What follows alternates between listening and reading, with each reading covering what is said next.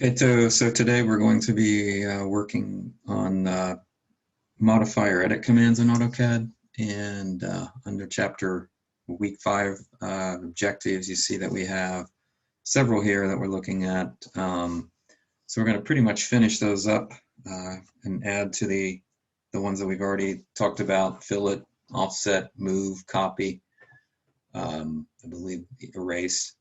And so these are going to give us more control and more things that we can use. So more tools, more or less, that you can use to do things. So we're going to look at extend, lengthen, and trim and break. They're similar in what they do. So there's some differences. We've already seen we can kind of do some of these things, particularly extend and trim using fillet. But these will kind of, those four group of commands, they're going to be very similar. And then we have join, rotate, scale, align. So rotate, scale, align, they're kind of related. They're going to be similar. And then array will be the last major one we'll take a look at, and then explode, which I think we've already kind of talked about. And so then that will lead us up to our next assignment. So let's we'll jump into AutoCAD, and we'll take a look at these in sequence. I may start to talk about chamfer too, because I don't believe I have covered that, and that's a very similar command to fillet. So let's take a look at AutoCAD. So we're looking at the modify section. So most of the commands actually that we're talking about are all going to be up in this area here. So we're going to look at chamfer, and chamfer is very similar to fillet. Instead of placing a arc between two lines or two objects, it will place another line segment. So if we go and look over here to just kind of show you what this is doing. So if you have a line like this and a line like this, what will happen is when you chamfer, you're going to select one object, you're going to select the other object, and what it'll do is place a line like that. And what happens is it deletes the line back this way, and it deletes it this way. So what we get is a look like this, where these are just gone that way and it's gone that way. Now what it uses when it does the chamfer is it creates a distance value that it uses. So for instance, it measures the distance from the corner back. So we would call this distance D1. And then it uses another distance here that it places, and this would be distance D2. And what determines 1 and 2 is that when you pick. So if I pick this guy first, this is D1, pick this one second, that's D2. If you reverse the order of picks, then you get a reverse situation. And D1 does not have to equal D2. So, but you can't have a 0 D1 and a value for D2. But you can't have two zeros. So if you have zeros in both positions, then that's like a fillet of 0 radius. So jumping over to AutoCAD, what we'll see is if I have a line, I'm just going to do a very simple line to line, like that. Let me turn off my guy here. I'm going to go to the chamfer command. And notice sub-options, we have undo polyline, distance, angle, trim method, and multiple. So very similar to fillet, but if we go to the distance values here, for the first distance, you place a value in there. It can be any value. I'm going to just put in 2 just so we see a value. And distance 2 will automatically default to distance 1 unless we want to change that. Well, I'm going to change that to 0.5 just so we can see a difference. And so when I pick this, there's my D1 value distance it's going to use. There's my D2. You can kind of see it's going to show me before I commit what I'm going to get. And so you can see the difference, the 2-unit distance and the half-unit distance. When I place that in there, that's what I get. So it trimmed it off, and it gave me a line segment, added a line segment as opposed to an arc. So that's kind of what you guys see in the chamfer. As far as usability, you use fillets a whole lot more than chamfers. So if you look around and things, and you'll see there's a lot more rounded corners than there are chamfered corners. So in general, from a design standpoint, we would use those kind of differences. If you had a polyline, just similar to the polyline option that we had with fillet, if you recall, when I have a polyline, I can fillet or a chamfer a polyline to a non-polyline. So I picked that guy and I picked that guy. Notice it chamfered it, and it also added that into the polyline, except that point wasn't. And if I go to the polyline option of chamfer, then what I can do is do all of those at one time. So it just chamfers them all. So again, it's not extremely useful, and you won't find a great amount of use for it probably. So, all right, so that's the chamfer. So let's move on, and we're going to take a look at extend and trim. I'm going to do those together because they're very similar commands. Let's look at extend first, and we find that command right here, trim, extend. They're kind of buried under each other, and essentially they're the same command now in AutoCAD. I'm going to go over here a minute. We're going to talk about it real quick. So what we see in this command, if you're doing a true extend, you need a minimum of 2 objects. So let's say I have an object here and an object here. So with those 2 objects, I'm able to extend this object into that object. As long as they're not parallel, they will extend. So what has to happen though, one is what we call the boundary edge, and the other one is referred to as the object to extend. So the first one you pick typically is what's referred to as your boundary.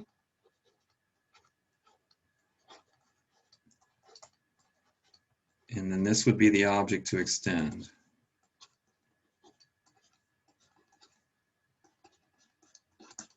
And what happens is you select the boundary first, you select object to extend second, and it extends in. Now you can have multiple boundaries, and actually both of these objects can be boundaries. Okay, so there's a couple little tricks about that. So let's go over to AutoCAD. It's very simple to use. I'm going to grab this out of here.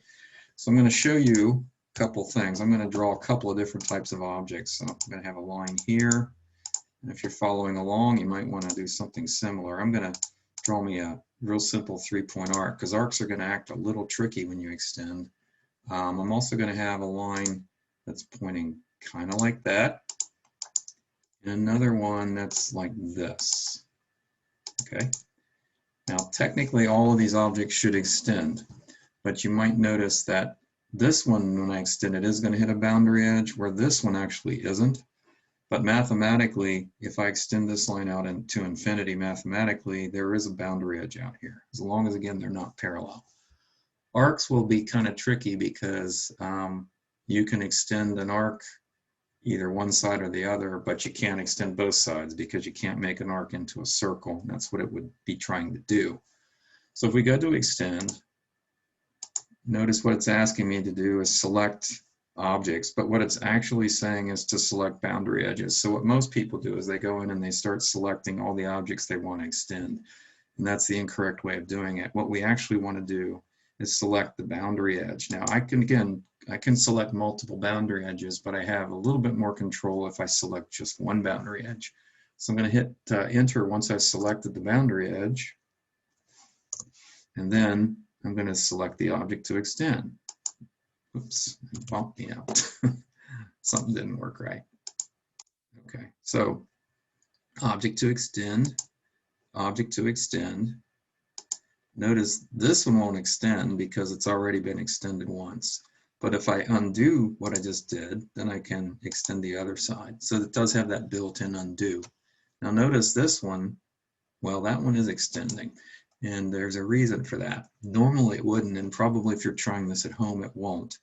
The reason is we have this thing called edge mode, and edge mode is turned to what's called extend. If you turn that to a no extend, then that wouldn't have extended. So let me back this up a minute. I'm going to show you what happens when I have that not in that state. So I'm going to go into the extend first. I'm going to select that edge, and I'm going to go to my edge mode, and I'm going to set it to no extend. So that one will extend, that one will extend, and that one won't because they're not physically crossing. But if I set the edge mode again to an extend mode, then it'll extend mathematically. So you have those options. There's good things and bad things about them. So you kind of want to look at it, how you're gonna do your editing. I'd say in general, you probably want your edge mode turned on, because that way it does give you this capability to do this kind of stuff. Okay, so that one's an easy one to use. So now trim is very similar. You still have to have 2 objects as a minimum. So the only difference here is that this is not called a cutting edge. So what you have is what's called you have a cutting edge rather instead of a boundary, and the objects have to physically cross. So in this case, if I have a line doing that, that's a cuttable or trimmable object. So what you do again is you have to select one of these objects first. So if I say select this guy, this is your cutting edge, and I'm doing that first, and then I select the object to cut. Now, what you select, it will remove. So if I select it over here, then it's going to take this guy away from that point. And if I do it over here, it would do on the other side. So that's reverse to the way fillet trims work. So what you select with a fillet, it retains. Okay, so it's a little different. So let's go back over to AutoCAD. So if we look at this, I'm going to just move this guy real quickly so that he's like that. And notice now these guys physically are crossing. Okay, so these are trimmable right now at this point. And so if I go to the trim option, select my cutting edge first. Remember, cutting edge is always first, and then hit enter. Then you just select either that side or that side, and it graphically shows you what you're going to get before you commit. So if I decide I want to cut that side, I can trim it. If I didn't want that, I can always undo it. Let's see if this one will trim. Yeah, now that's trimming because we have the edge mode turned on. This guy will trim. Okay. Now notice these won't trim any longer because they've already been cut. So that one would trim, but once they're cut, no longer cut. Okay. So trim is pretty straightforward. And again, trim, and you can think that trim and extend, they used to be actually 2 separate commands. They're kind of the same command in AutoCAD now, because there's a couple of tricks you can do to make them work, extend or trim, vice versa. So let me, I'm going to escape out of here, and I'm going to undo this, and I'm going to show you how we can make a trim and extend and an extend to trim just by how you select things. So first thing, I'm going to show you another little trick. Either in the extend, trim, or the extend commands, if you want to select every object on screen as a cutting edge or a boundary edge, you can do that by just simply going into your trim command and then just hitting enter. So by doing that, what it did was it selected everything as a cutting edge. So notice that will cut, and that will cut, and that will cut, and that will cut, because every object is a cutting edge with every other object. Okay. So and then of course we can undo back. So now here's the other really cool thing. Notice I'm in a trim mode. It says trim down here, but if you hold the shift key, you're forcing it now into an extend. So I'm holding the shift key down and I'm just left clicking. Okay, release the shift key, I'm trimming. Trim, trim, hold the shift key down, extend, trim, hold the shift key down, extend. So you've got the best of both worlds based on what you're in. So if you are starting in a trim mode, such as I am, then you can go into the extend by holding the shift. If you're in the trim or the extend command, you hold the shift key down and you're in a trim. So it just works either way. So here's another little cool tool. If you have, let's say I'm going to move that just a little bit. Maybe rotate it a little. If you have the fence that you can use, which is kind of neat. So what I can do is when I go into trim, you might have noticed there's a fence tool down here. I'm going to select this guy right there and hit enter. And notice there's a what's called a fence. So you just basically draw that fence right through those objects, and it does a multiple trim kind of for you right away. So trim and extend great tools. Again, you can do the same thing with fillets. You have a bit more control when you use the trim and extend. But I still actually use fillet a lot when I want to do trims or extends, because sometimes it's just easier for me to think that way. Okay, so again, just another set of tools to allow you to do what you need to do. Okay, so we're going to take a look now at the command called lengthen. Now, as we just said before, when we talk about trim and extend, you have to have a minimum of 2 objects, one being the cutting edge, one being the object to trim or extend, okay, depending on what you're talking about. Boundary edge, cutting edge, trim or extend.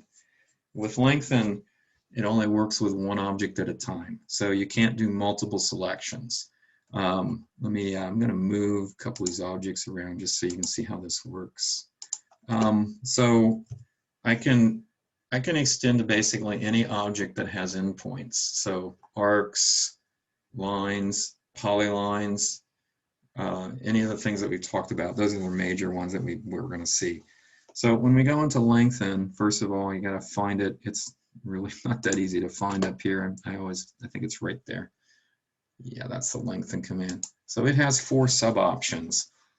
You can either use a delta or a percent or a total or dynamic. So I probably use total and delta the most, because that one's actually a really cool way of doing things. So if we look at delta, what you can do is you can attach basically or extend, lengthen an object out by a certain little incremental amount, the amount of delta value that you put in. If you're talking about arcs, you can either do it by an arc length extension, or you can actually tell it to increase the angle. So it has 2 options with delta. So if we go to delta, I'm going to choose delta here. I can stick in a distance, notice, or for arcs I can do an angle. So if I want to say I want to add 2 inches, I'm going to say 2. Then when I come up here and select this, notice when I touch it, it shows me which way it's extending. So once I do that, I just left click, and I can left click, and I can keep left clicking. And same thing with the arc. So it's doing a 2-inch arc length as it's increasing. Okay. Depending, notice whichever side you pick is the side it extends or lengthens, however you want to look at it. Now this tool's kind of cool, because if you go in and do a lengthen with a negative distance, it trims. So if I say lengthen and I go to delta and I say -5, for instance, then I come here, selecting it, cutting it, cutting it. Notice that depending on what side you pick is important to understand, but it's really cool because it shows you before you commit. Okay, so those are all just trimming. So lengthen can actually be a trim or extend, depending on how you're using it. So the other tool that I really like within the lengthen command is the total. This is a really neat one, because what this says is that I don't necessarily know how long this line is, but I can make it exactly a value. So let's say I want that thing to be exactly 10 units long. So I type in 10, hit enter, and notice I'm going to select that end. And what it does is, notice it opposite to the end I select is the end it holds fixed. So if I come here, it's going to actually, in this case, it's trimming. If I come this way, it would trim the other direction. So if I would list that line is now actually exactly 10 units long. So you can take a line, it doesn't matter how big it is, and make it an exact value. I don't use percentage or the dynamic, but I'll just show you. Percentage, it would just say I want it half as big, 50%, 75%, whatever. Dynamic is kind of interesting because you can kind of drag it. So what you're allowed to do is you select that, and then notice it just kind of lets you drag it. So you could use O-snaps, or you could use this in conjunction with an O-snap and take it, say, to that endpoint. So there are ways to utilize that. I just never been a big fan of that, but I used total and delta quite a bit.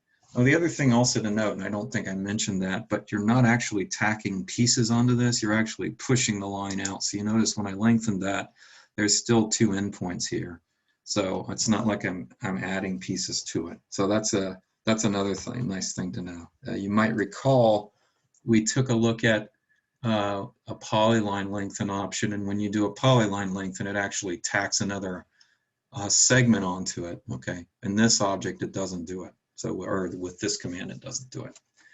All right, so we're going to look at another command, which is truly a trim, if you will. It's called the break command. It's a little tricky in how it works. So I'm going to clean some things up here. I want to show you there's some different options on it. So I'm going to have a circle, and I'm going to do a line, just a simple thing. So this is very similar to the lengthen command. It only works on one object at a time. And when you break, you select the object first, and then you're going to give it a first point and a second point, and it breaks between the 2 points. So if you don't have something crossing it, you don't have a whole lot of flexibility with it because you're just eyeballing points. Now you can use O snaps, and I'm going to show you how you can do that very effectively. Also, the first point that you pick is automatically where you selected the object. So if you don't want that to be the first point, you have to force a first point option. So we're going to take a look at this, and there's actually what they show you 2 breaks up here. One is this is the classic break, and then this is what they call break at. So this is break at a point, and that's a unique thing in AutoCAD. This allows me to separate 2 objects or a line, break it in 2 without having a piece missing from the middle. And that's the only way you can do it. So when you do this type of break, they're going to be touching still endpoint to endpoint. I'm going to show you the first type of break. So I go in here, go to the break command. So you select the object, and where you select it, notice it automatically thinks that's the first point of the break. Okay. So if you do not want that to be the first point of the break, because when I eyeball that, I don't necessarily want that. So you can right click and go to first point and force it to a first point. So for instance, I'm going to shift right click, say I want the midpoint of that line to be the first point. Now then I can come out here, click, and I just broke that thing in 2 and got rid of the half piece. Okay, so that's kind of the tricky piece. If you've got to solve, you've got to select the first point typically, because otherwise it's just going to go where you select it. So circles or arcs, they're kind of tricky too, because it always breaks counterclockwise from the first point to the second point, and that's just exactly the way they draw, and that has to do with the fact of the right-hand rule. So if I wanted to break this circle from a quad point here to a quad point here, again, I can use those snaps. I'm going to go into the break command and break it, select my circle. So notice again, that's my first point of break. You can see there's that first point, the second point, the way it's doing it counterclockwise. But if I don't want that to be the first point, I can either come down here and select first point, or like I said, I right click, shift. I'm going to go to an O snap. I'm going to grab what's called a quadrant. That's my first point. Now notice it'll go from that point out. So if I want to go to another quad point, which would be either 90 degrees or 180 or 270, I could do that. I'm just going to click that, and notice what I got. Nice 90-degree chunk out of that. And that arc is now, that circle was now turned into an arc. Okay, so break is probably not as friendly to use as, say, trim is, but it is effective for certain things. Now, the one thing that's really cool about it is you can break this guy at a point, and again, they're going to be touching endpoint to endpoint. There's really no other way to do this in AutoCAD. Now, there's 2 ways to do it. You can solve it by selecting the first point equal to the second point. So here's a good way to do it. You just go into the break command, select your object, force the first point where you want it. So I'm going to force it at the midpoint of this line. Now I could snap another midpoint, but all I have to do is hit the at symbol. So I'm hitting a shift and then the at symbol and then enter, because that references first point. So what that did was that selected the first point as the second point. And if you look at this, it doesn't look like it did anything, but there it is. There's your break. So that works pretty effectively. And if you would zoom up on here, you would see that these guys are actually touching endpoint to endpoint. You could do the same thing with an arc. Now they do have this little tool. It doesn't always work really well for me, but they actually have this as break at a point. So you kind of just have to play with this. But if you select the object and then you tell it first point I'm going to tell it is the quad point right there. It actually doesn't look like it did anything, but it did the work. It did the work for me. I didn't have to hit the @ symbol. It did the @ symbol for me. So that's kind of nice the way that works. So it automatically just types it in. Now you could not do that with a circle. If I tried to break a circle at a point, what would happen is it would give me an invalid option.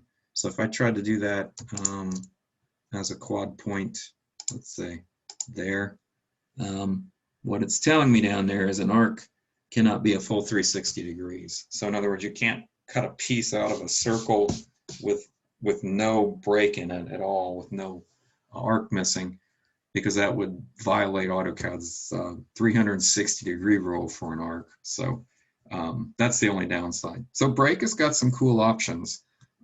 It just takes a little bit getting used to. So if you have objects that you want to join together, you can do that. Let me show you the next command. It's called join. And I'm going to just connect a couple of these guys together. So these guys right now are not connected. So notice you have, there's a line, line, and arc. And in fact, there's 2 arcs here. So if we use the join command, and I think that's right next to break right there.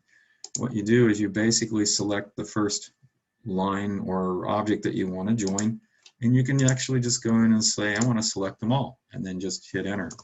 And again, it doesn't look like it did anything, but what it did is it joined them together, and it actually, if you notice, it converted it into a polyline. So this now is a polyline object. So any polyline edits that you can do, you can use those. Now there are a few things about join that won't work. So for instance, if I drew a line through this circle and tried to join these 2 guys, that wouldn't work. So if I select those guys like that, nothing got joined, because they have to be touching an endpoint to endpoint somewhere. So these guys were all touching endpoint to endpoint. Now, when I'm saying endpoint to endpoint, if I have a line like this and a line infinitely close to that, so I'm going to zoom up here. So from a distance, if you zoom out of this, you might not be able to tell that they're not touching. But if they're not touching or they're actually crossing, in other words, they have to be endpoint to endpoint, join won't work. So if I try to join these 2 guys together, it'll tell me nothing to join because they weren't touching. Okay. So join's kind of cool, but what it does is it turns them into a polyline. Once you have a polyline, you can edit polylines. So one of the cool things with a polyline, if you have it, you just double click on it. It brings up this guy called P-edit, polyline edit. So for instance, now I could give these guys width, and I could say I want the width to be 1 unit, and there's my 1 unit width because they're joined as a polyline. Okay. I think we've talked about this before, but the reverse of a join is essentially this guy up here, which is called explode. So if you select the polyline, you explode it, it blows it apart. So it's no longer a polyline. So now I have an arc and a line.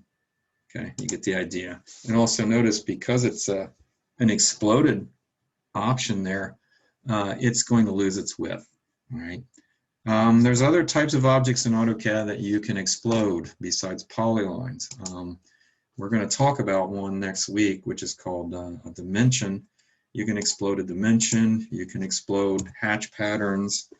You can't explode text, but well, actually, I take that back. There is an express tool which allows you to explode text, but this command won't explode it. So there are other types of things in AutoCAD that are explodable.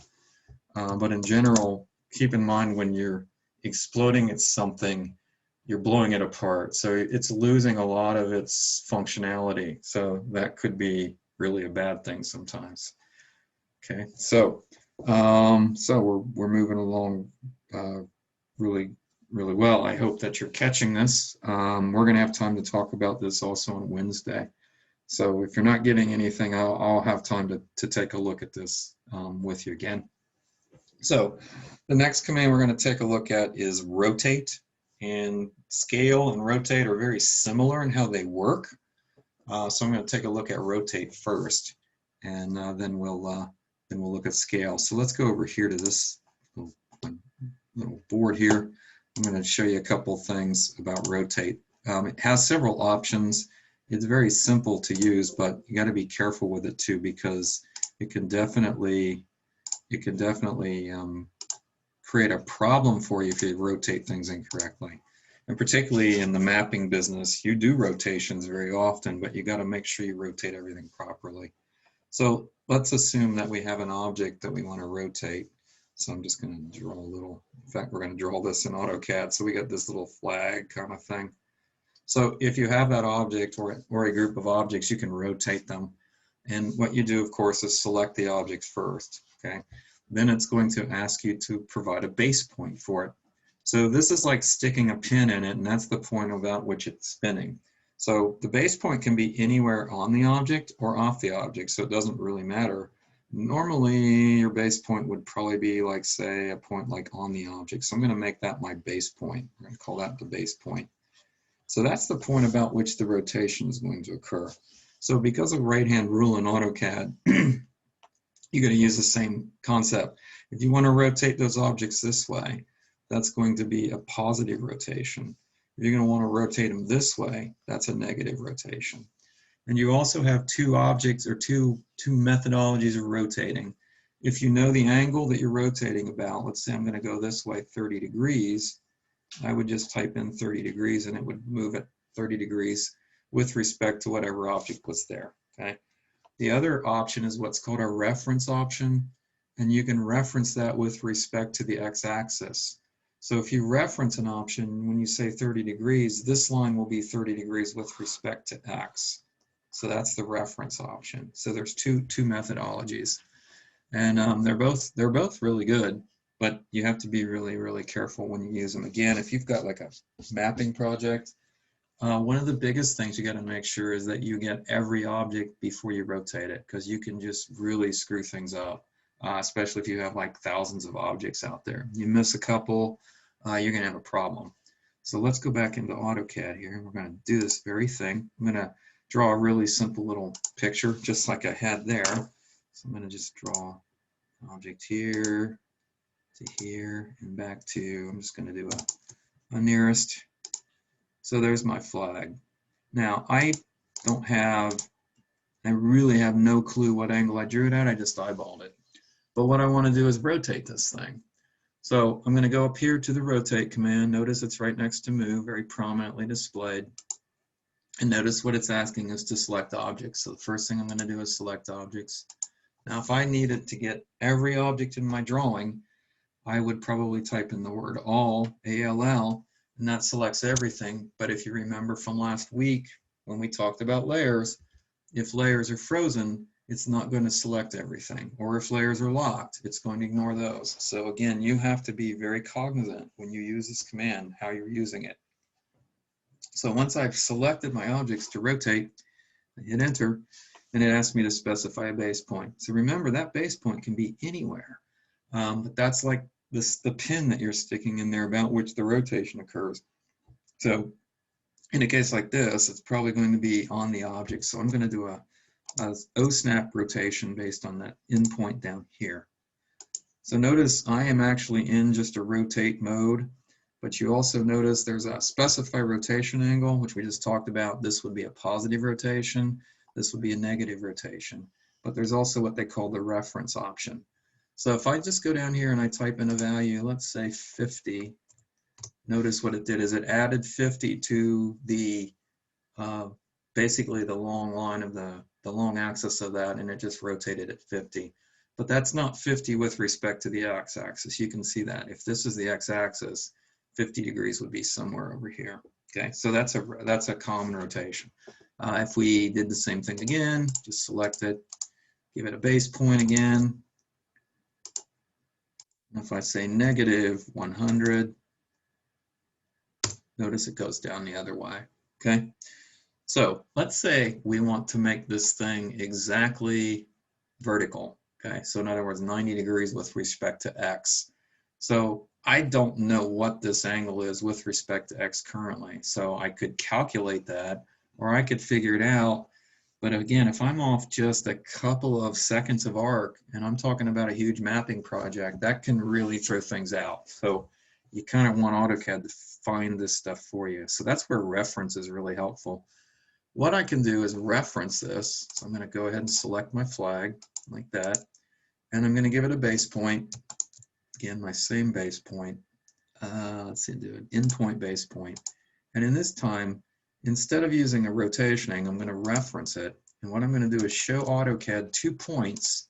So from this point to this point, I'm going to measure that angle. So it now knows what that angle is. Okay. So now it wants to know a new angle. And that new angle is with respect to the x-axis. So if I type in 90 degrees now and hit enter, that flag is exactly perpendicular to the x-axis, or 90 degrees, it's parallel with it. So that's how that works. And that's a really super option. And let me show you one other thing with rotate. If you don't put your base point on the object, how it kind of rotates, it acts kind of strange. So if I rotate my objects again, select my objects, and I stick my base point over here, notice how that rotation is occurring. Okay, so again, usually the rotation is going to be something that's usually on an object or a group of objects. There's some kind of base point associated with that. But again, we have to be really careful. Okay, so hopefully everybody gets that idea. You probably won't be using rotate too much. I use it a lot actually because of the nature of my business. But some people probably use it less than others. And I would say, again, mappers, we use them a lot, these kind of things. So scale, though, is very important. Scale allows me to scale objects up or down to a value. It's going to be similar to rotate in the fact that I select the objects first, give it a base point where the scale happens, and then you give it a scale factor. So the scale factor is either going to be greater than 1, which is going to increase the size of the objects, or less than 1, which will decrease the size of the objects. And if you put a scale factor of 1, there's no change. The one thing to understand with the scale factor base point is there's no change in coordinates there at that point at all. So everything else is going to radiate out from the base point. So if the base point is down here, that point stays fixed and the flag is going to get bigger or smaller. But if the base point's in the midpoint of this line, it's going to get bigger in both directions from that point, or smaller in both directions from that point. So base point, again, pretty critical. And if you actually have your base point not on the object actually will translate as well as scale. So I'm going to show you how this works. So we find scale. Scale is in the same column area, but it's in that bottom row there. So again, it's going to look very similar to rotate. You select your objects, give it a base point. I'm going to base point it at the end of this. So notice as I drag this out, I'm increasing my scale or I'm decreasing my scale, but you'll notice that that base point is staying fixed, okay? So that's important to understand. So if you know your scale factor, let's say you want to increase this like 2.5 times. You just type in 2.5, multiplies it, and there you go. The XY coordinates though, whatever that was originally, XYZ, they're still the same, XYZ. So if we want to go the other way with scale, again, we would just select your objects. Now this time I'm going to choose a different base point. I'm going to choose the base point there, and notice how it radiates in or out. So I'm going to make it 0.5, half as big. Okay, there it's half as big. You might notice that the coordinates of that point did move, but the midpoint coordinates did not. So here's another option. If I give it a base point off of the object, pick it over here, notice as I increase the scale, not only does the object itself increase or decrease, but also the distance from the base point increases or decreases. So we're doing two things here. We're actually scaling the object, but we're also translating it. So all of the coordinates of that thing are moving, okay, as opposed to being fixed with a pin right on it. Okay, so that would probably be something you wouldn't do too often. So this is a useful tool, particularly if you're an architect working with a civil, or a civil's working with architects. Architects, I think we've mentioned, they work in real world units, feet and inches. So they have a house plan they're drawing and you want to bring it into your site plan. My site plan is probably not in real world units. So they're probably 12 times bigger than I am. So I could take their drawing, scale it down by 12 and everything would be good. Or I could give them my site plan, scale it up by 12, and then they would be able to incorporate it. So that's between civils and say architects, landscape architects, anybody in those fields. We do that a lot, so it's not uncommon. So here's another option with scale that has a reference option as well. And what this says is I don't know what scale factor I need to scale this, but I know that I need this thing to be exactly 5 units big. So let's list this currently. So if I list this, we can see that right now it's 9.3178. Well, I could figure out the scale factor. It would be just that divided by 5, and that would be my scale factor. But if I don't carry this out far enough, what's going to happen? I'm not going to be exact. So I can let AutoCAD do that by referencing. So I would take scale, select my object, hit enter, select the base point. I'm going to go ahead and put the end point as my base point, and I'm going to reference it this time. And what I'm going to do is I'm going to say, look, I want this line to be my reference line from that point to that point. So in other words, what I'm doing is AutoCAD's going out and measuring that distance right now to 14 sig figs. So now I can say I want that line to be exactly 5 units long. So in other words, you can see what it did is it did a reduction. And if I list that line now, you'll see that to 14 sig figs, I've only got it out 4, but what's happening is that's exactly 5 units, best as I can get it. Okay, so that's a really, really cool option. All right, so that's scale, rotate, they're very similar. Again, you probably may or may not use it all that much. We may not even use it much this semester, but they're really cool tools. And as I said, in my business, I use these pretty often, so that they're important to understand. So the next tool we're going to look at is one called Align. And this one is absolutely one of the best tools that you have out there. I'm going to go ahead and get rid of this. So if I have, let's say, an object that I want to place on another object, but it has to be lined up with it. So for instance, I'm going to draw a line out here. Now, I don't know how long this line is. I don't know what its angle is because I just eyeballed it. But I have a rectangle I'm going to generate over here. And I want that rectangle, I want this face of the rectangle being coincident with that face. So that would require a rotation angle. And again, since I don't know what that angle is, I don't know how much to rotate it. And the other thing I want to do is I want to move it such that the end point of this is going to be coincident with the midpoint of that. So if I didn't know how to use the command I'm going to show you, it would require me to first move this object and then do some kind of rotate to make that happen. And the chances of me getting the rotate could be, slim to none getting it exact. So if I go out and use this command called Align, it's going to let me do both things at once. And actually, it'll do 3 things. This command will do a move, it'll do a rotate, and it'll do a scale all in one shot. So when you do a move, that's called a translation, as we talked about earlier in the semester. When you do a move, a rotate, and a scale, that's called a translation. Or transformation, excuse me. So we're going to do a move, rotate, and scale all in one shot. So the command is called Align. It's a great command. They got it kind of buried in here, and it's located right there. And you can just type in the word Align. It's a little, not tricky, but you just got to kind of pay attention. So what it wants you to do is select the objects. So these are the objects that you want to align to something else. So in this case, I'm going to select this rectangle first. Now, I don't select both objects because then they would both try to align and that wouldn't work. Okay, so I'm going to just do this, the rectangle to the line. So I'm done hitting, selecting, so I hit enter. And then it wants to know first a source point. So that's a point that's actually on this guy. So I want to use those snaps to be very specific. So I'm going to take the end point of that to the midpoint of this. And what it's doing is what's called a translation vector. So it's drawing that vector. That's how much it needs to translate. So you're going to do the second source point. I'm going to take the endpoint of this, and I can literally put that anywhere along this line. So I'm going to just snap it to this endpoint so to make sure I get it right. So that's going to help it build the rotation. Those are two translation vectors.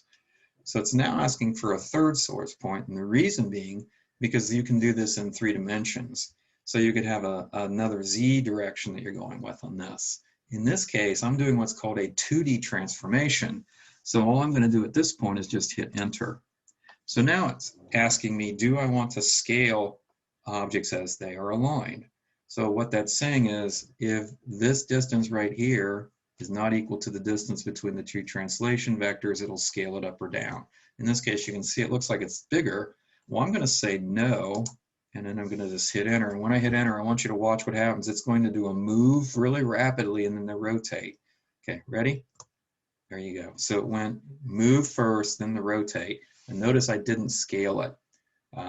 So I did a 2D transformation, but I didn't do the scale option. The scale option was basically 1. Let me undo it, and I'm going to do the same thing, but this time I am going to scale it. So again, I'm going to go ahead and I'm going to say align this object, enter, select my source point, and again, make sure you're using O-snaps, because without using O-snaps, you don't know what you're getting. So I want to make sure I get that midpoint.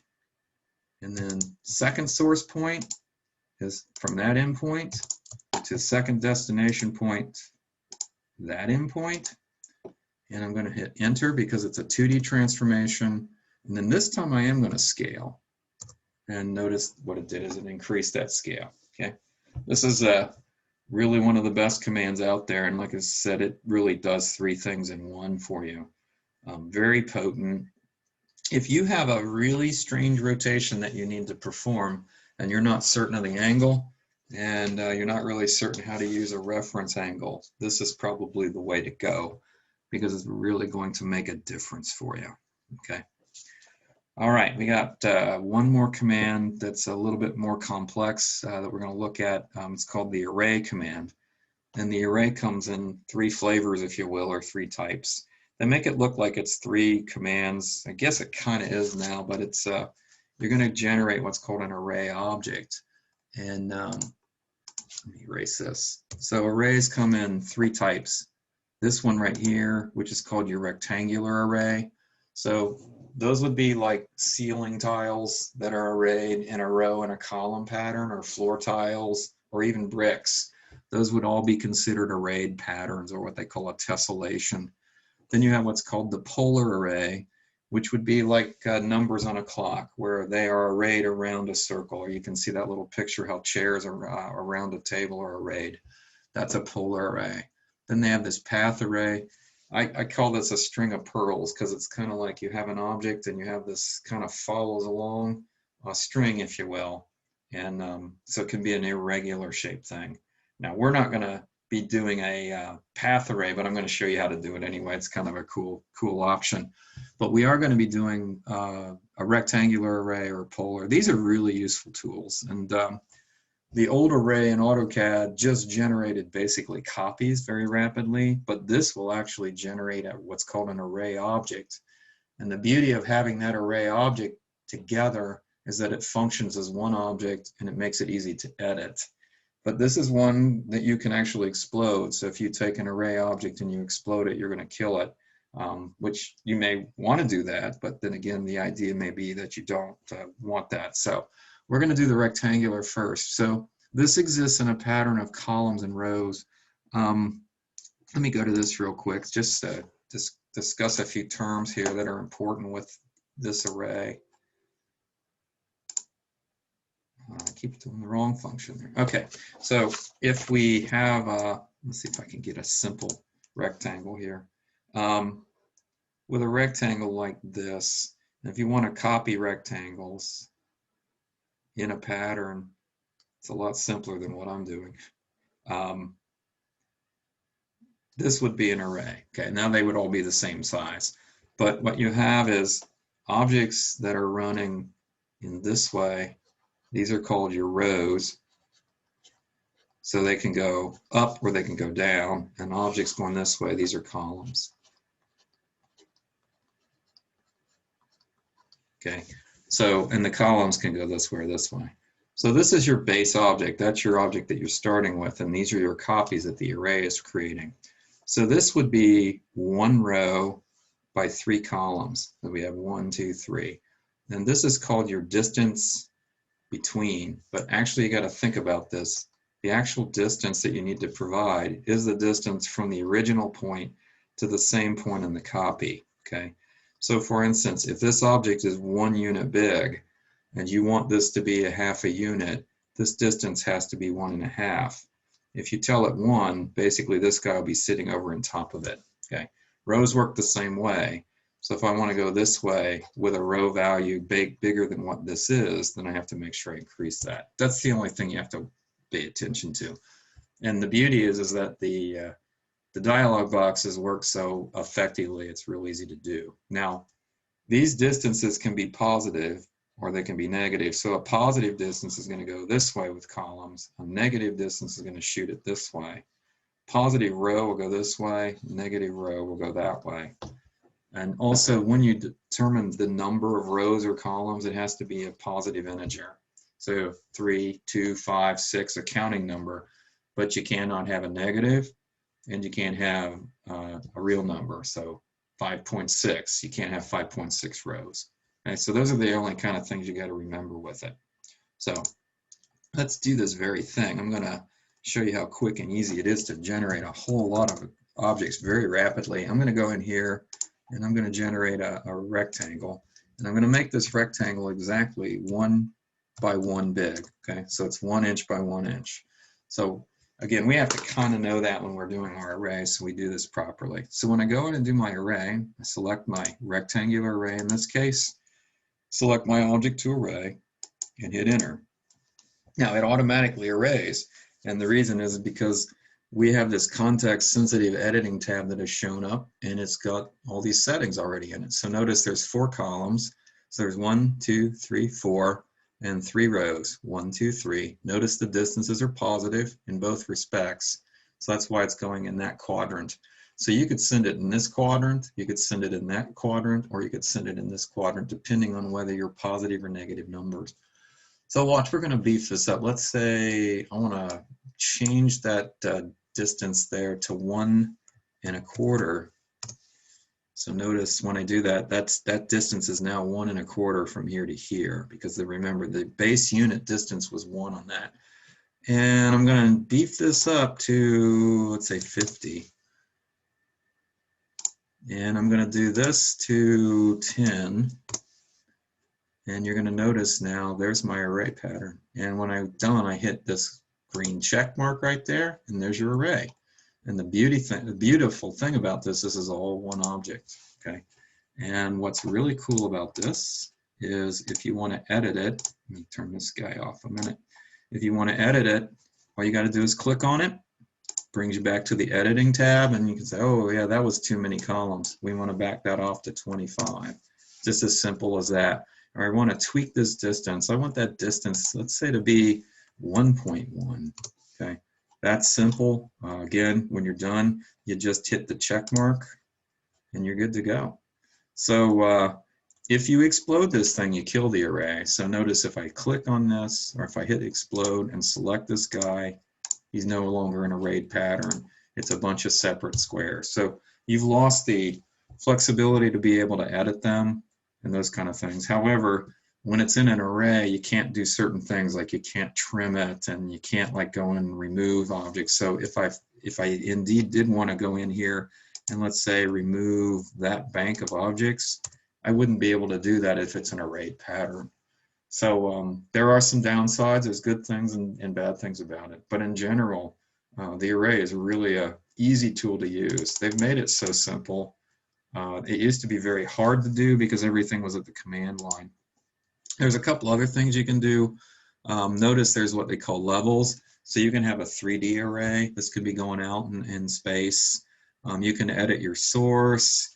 You can replace them. You can rotate options. So there's a lot of options that you can get into with this.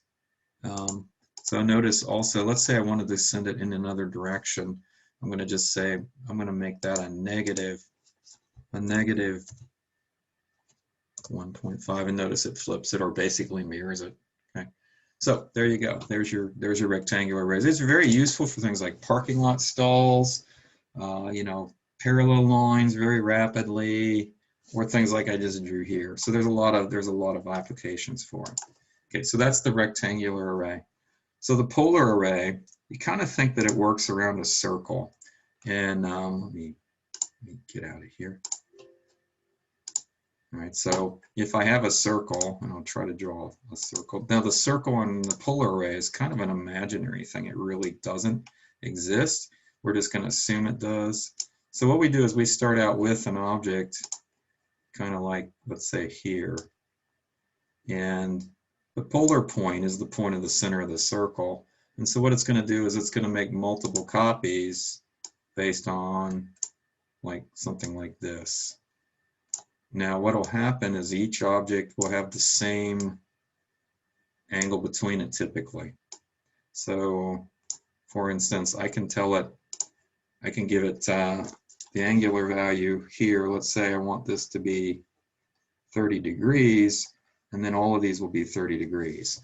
You can also then tell it the angle to fill. So the angle to fill would be from here, let's say around to here. So let's say you said 270 or something like that, and it would take you actually out to the 270 value. And this would be a positive angle, and that would be a positive angle to fill. If you wanted to go the other way, you'd have negative angles to fill. Instead of using an angle, you can just tell it the number of objects. So I could say, well, I want 6 objects in a 360-degree fill. And it just takes 360, divides it by 6, and it calculates the angle it needs. So again, very easy way to do it. Now, these are objects here are considered to be rotated as they are arrayed. And you can also turn that off. I'll show you that. So let's go over here. So you don't really need to have a circle when you do this. It's kind of nice to see a circle, but I'm just going to draw a straight line. I'm just going to draw a straight line straight down. Okay, and what I'm going to do is I'm going to array this, and you can watch how easy this is. So I'm going to go in and do a polar array. I'm going to select that object. Now, once you select the object, then it's going to be asking you for a base point, and that's really, really important. So again, it would probably be either on the object or below it or above it, something like that. I'm going to put the base point right, let's say, at the end point of this. All right. So again, it's already set up to have 6 objects. So if I want to have 25, I just put in 25, and it calculates the angle between. Or I could say I want that to be 20 degrees, and that might not work with 20. Let me put 20 objects and 20 degrees. I don't know if it'll take it. No, it doesn't like that. So let me make it 5 degrees. See if it works that. Yeah, there it goes. So at 5 degrees with 20 objects, it doesn't have enough to fill it. So it kind of knows all of that. You can also do things like either rotate or not rotate. So if I don't rotate, that's what I get. Rotation is more critical probably. So there's some other options. And again, once you're done with your array, you just hit that. That array is good to go, and you've got it in there. So it's a again, good tool. I use this to make tree symbols. So I can make some really nice tree symbols, which I'm going to have you guys do in this 5th assignment you're going to be doing. Because it makes a really nice, easy type of array. So for instance, I'll just show you how that works. I'm going to get rid of this guy. So I'm going to draw a couple of lines just randomly. I'm going to have let me draw my random line like this. I'm going to come out and do another line, snap it nearest, kind of bring it over. Oops, my nearest isn't picking up. There's my nearest. I'm going to bring this guy over here. And I'm going to do another branch. So I'm just drawing a branching structure, kind of. Real quick branching structure, nearest. So I'm going to do something like that. Don't get too many. So what I'm going to do is come in here, do my polar array, select my objects, give it a base point, let's say, down at the endpoint here.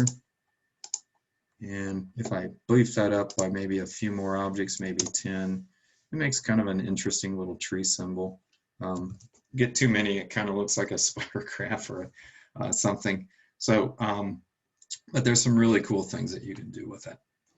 Okay, and if you explode it, you're going to kill that array, which is not a good thing. So if I explode it, then it becomes all those different parts and you'll never be able to put it back together. So arrays, I will tell you, they actually act kind of weird when it has to do with layers. So you got to be really careful with your source object and layers they're on and those kind of things. You probably won't experience that, but they can be kind of tricky. Okay, so the last one we're going to look at is what's called a path array. So again, we're not going to be utilizing this, but I thought you guys might like to see this because it's actually a very cool one. Now you have to have a complex object, so I use, I think it'll work with a polyline. Let me try it with a polyline. I'm not sure. I know it works with I'm going to show you a spline object. Let's see if it works with that. I'm going to put a circle at the end of this thing. So it has to be a kind of a complex object that will allow it to have a path along. I guess you could probably do it with a line, but it wouldn't be much of a path. So if I go out to do this, I don't use this too often. I select this guy as the object to array, and then you select that guy. Yeah, there's my array. And so notice when I change any aspect of my polyline, my array goes with it. This is where I get my string of pearls kind of concept because it's kind of following those. And you can tell them, when you get into the array, you can tell it to do things like change the number of objects, space between, those kind of things. So right now it's limited. There's a space between. I could make that to 2. You can kind of see how that changes up. So it's not again, it's not something you're going to use a ton, but it does have a great way of doing things, and it's one of those really cool tools. I believe you have to be careful with this array. If you don't want this to show up, you probably want to put that on a layer and freeze it, because I think if I delete that, I don't think I've killed the array, but the array's still there, but it can act strange if you don't, because I don't think you can edit that. See, I can't get to that anymore. Looks like it's going to let me do that, but yeah, I can't actually edit the, well, so let me do a little bit, but not a bunch. So that's just actually changing the number of objects within that array. So you got to be careful. You don't really want to destroy your path like I did. I erased it. It still maintains its array capability, but you don't have a way to actually edit. All right, so that's it for tonight's lecture. I will get this posted, and we'll be looking at some of these on Wednesday. If you guys have a chance to look at this between now and Wednesday, that would be great. And we'll be working on our assignment 4, and I'll get you guys started on that next assignment. And otherwise, I'll see you guys all on Wednesday.